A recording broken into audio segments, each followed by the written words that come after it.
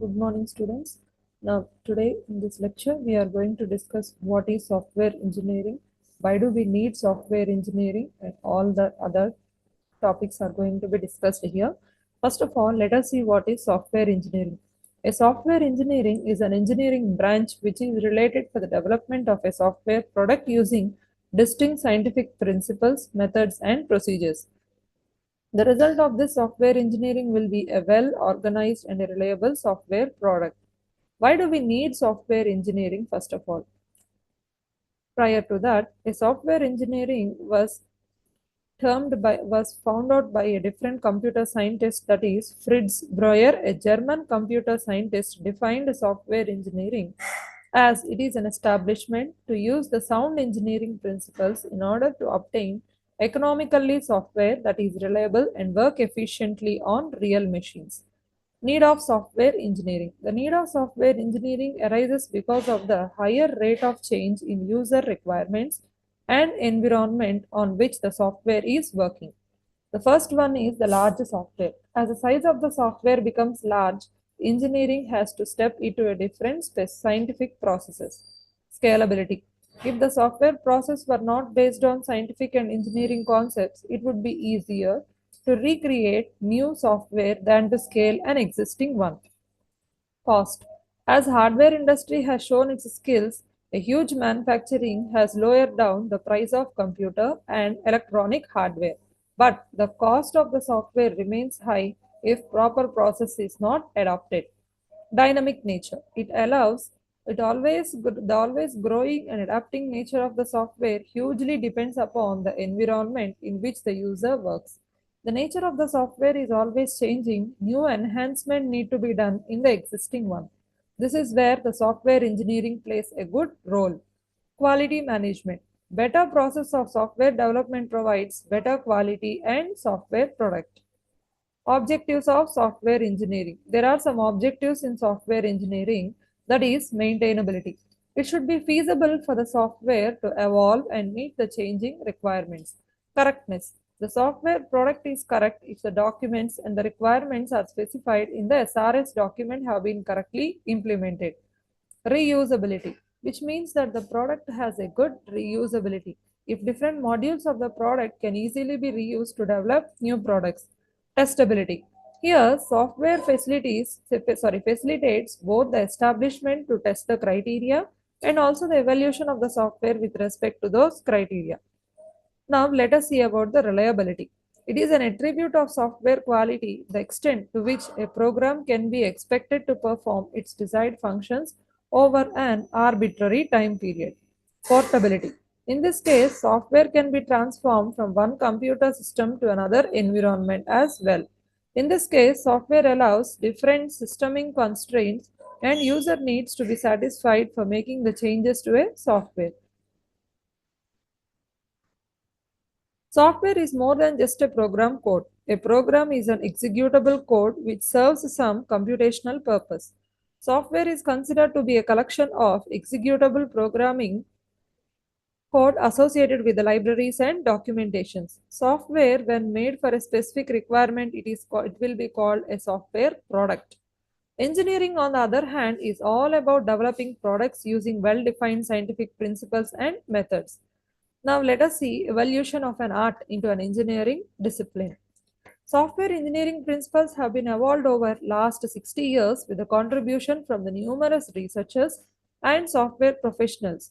Over the years, it has emerged from a pure art to a craft and finally to an engineering discipline. The early programmers used an ADHOC programming style. The style of programming development is now variously being referred to as exploratory build and fix code styles. In this build and fix style, the program is quickly developed without making any specifications, plan, or design, which means we do not have any prior knowledge or any other prior pre plan to develop a project in this. The project is developed or designed randomly. The different imperfections that are subsequently noticed will be fixed in this stage. The exploratory programming style is an informal style in the sense that there is no set of rules or recommendations that the programmer has to adhere to develop a technique. Slowly, guided by his own intuition, experience, whims, and fancies. So this is an example and a diagrammatic representation to evolving of engineering, software engineering into art into a craft. In contrast, the programmers works on modern software industry rarely make use of this heuristic knowledge and develop software by applying some well understood principles. Now, if we analyze the evolution of the software development styles over the last 60 years, we can easily notice a drastic change that has evolved from an exotic art form to a craft form and then has slowly emerged as an engineering discipline. Software engineering principles are now being widely used in the industry, and new principles are still continuing to emerge at a very rapid rate, making this discipline highly dynamic. There are some software crises that has occurred over the past years. Now, let us see the solution to this software crisis. Organizations are spending increasingly a large portions of their budget on software as compared to the hardware. Not only the software products becoming progressively more expensive than hardware, but also they represent the host of the other problems to the customers. Software products are difficult to alter, debug, and enhance, often fail to meet the user requirements so far, from being reliable, frequently crash, and often being delivered late. So, what is the remedy for it? It's that it is believed that a satisfactory solution to the present software crisis can possibly come from a spread of software engineering practices among the developers, coupled with the further advancements to the software engineering discipline itself. So now let us discuss in brief about the software development projects. Prior to that, now first let us understand the difference between a program and a software product. A program is a set of instructions related to each other, whereas software product is a collection of programs designed for a specific task, which means that in a program, the set of instructions are written related to each other. But whereas in the software product, all the programs are collected together and designed for a specific task. Programs are usually small in size, whereas software products are usually large in size. Programs are developed by the individuals, which means that each individual user writes the code, executes it, and performs that. So the programs are developed by the individuals, whereas software product needs a large number of users as a team, as it cannot be developed by the individual.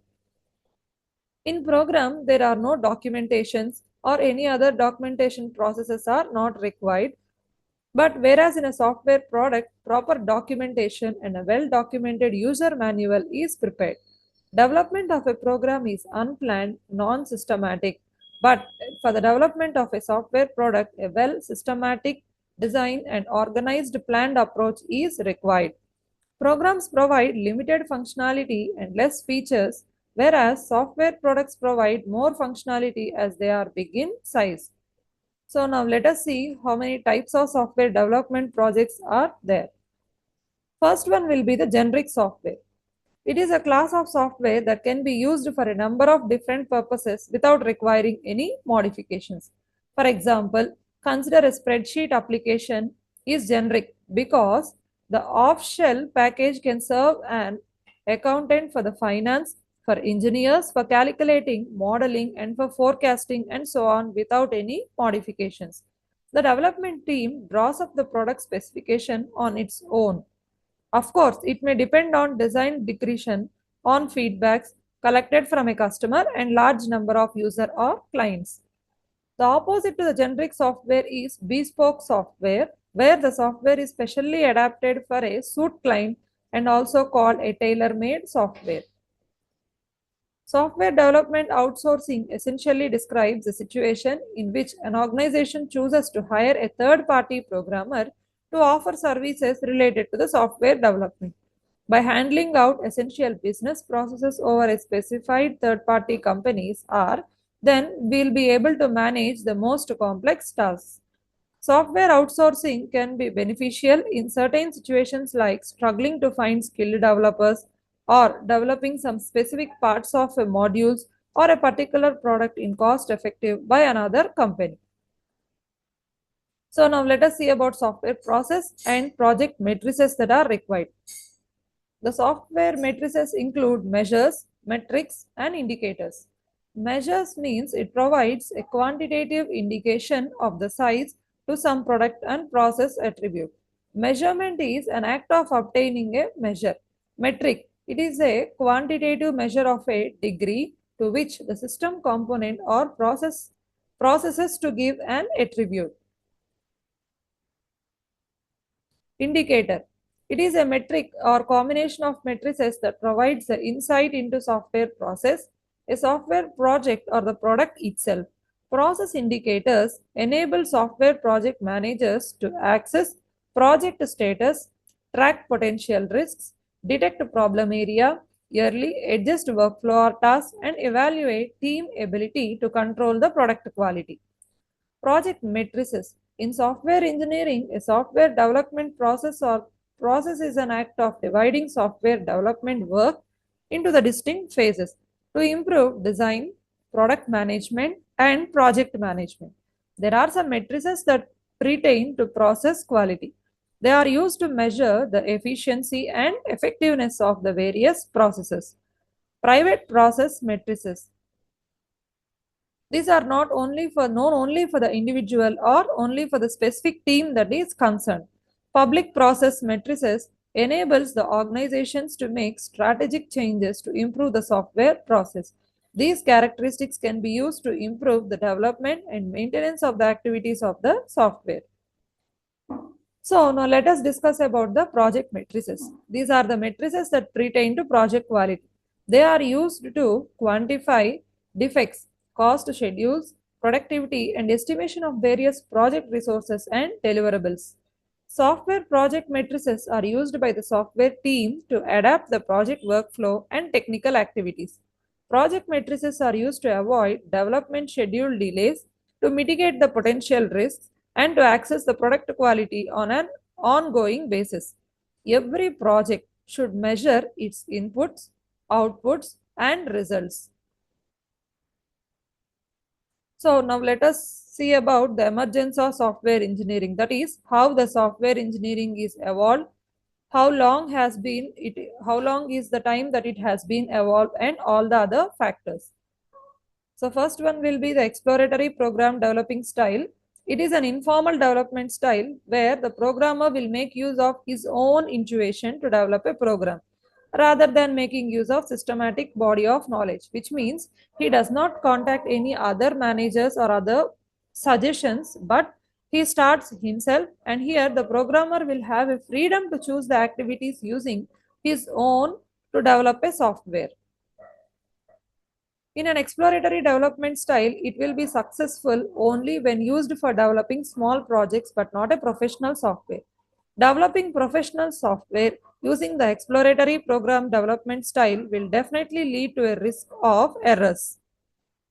Control flow based design. In the early 1960s, high level languages such as Fortran, Algol, and COBOL were introduced. But later on, the virtues of the structured programming have become widely accepted, and the structured programming concepts are being even used today. The program control flow structure indicates a sequence in which the programmer's instructions are executed. In order to help develop programs having a good control flow structures, the flowchart techniques were also developed. Even today, the flowchart technique is being used to represent the design algorithms through the popularity of flow. Charting represents the design programs he wants to a greater extent due to the emergence or more of the advanced techniques. So that's all for today's class. Thank you.